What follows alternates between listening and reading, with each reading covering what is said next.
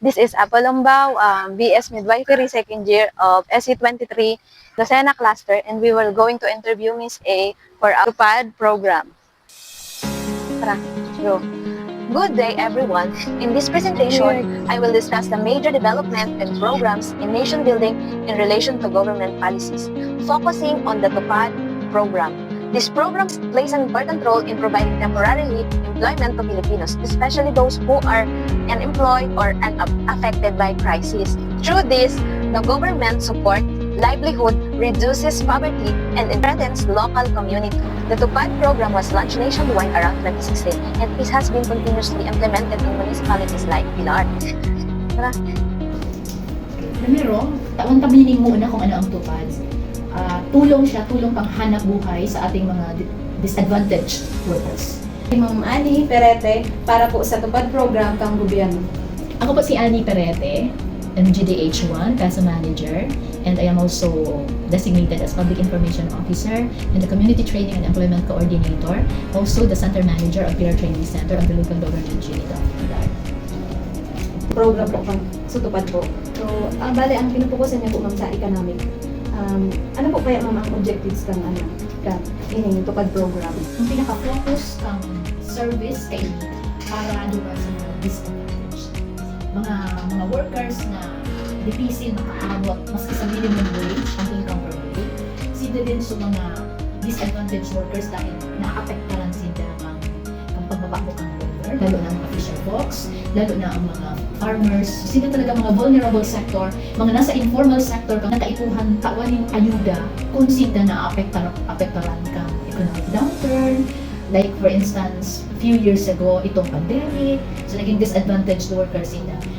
For instance, whether few years ago, itong pandemic, so naging disadvantaged workers sila. Mga weather, change of weather, mga ano pa man na disaster or calamity, pag mga araw kaiyan, minalaog si TUPAD para makapagtaong temporary employment. So, temporary siya in a sense na masimbag sa programa na makabangon sa mga disadvantaged workers sa ilang kamuhan.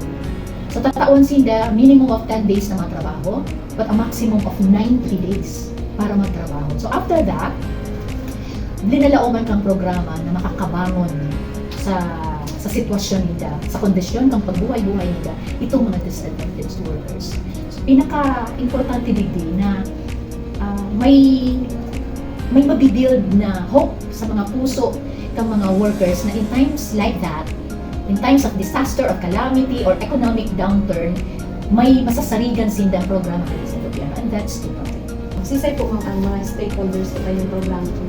So, mga katuwang po, It's a program of DOLE. It's a national program. And binababa siya sa mga LGUs. LGU ang nag-i-implement, PESO ang nagtatrabaho. Sa opisina ng Public Employment Service Office, naka-lodge ang mga katrabaho tungkol sa TUPAD. And sa pa, the BLGUs, stakeholder din sila. Kasi sila ang pigtatap ko na katuwang ng the barangay. Then, the barangay will submit the list of applicants to PESO.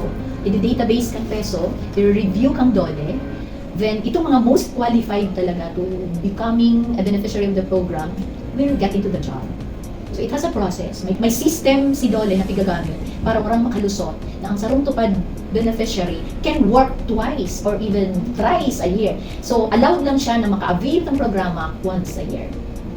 ano po kaya ito ma'am ang epekto sa mga Pilipino pag araw kaiyan na nakalaog sa TUPAD? Anong mga yun na advantage po? Nababakal nila ang mga bagay, ang mga pangangaipon na daing nababakal sa ual daw nilang kita.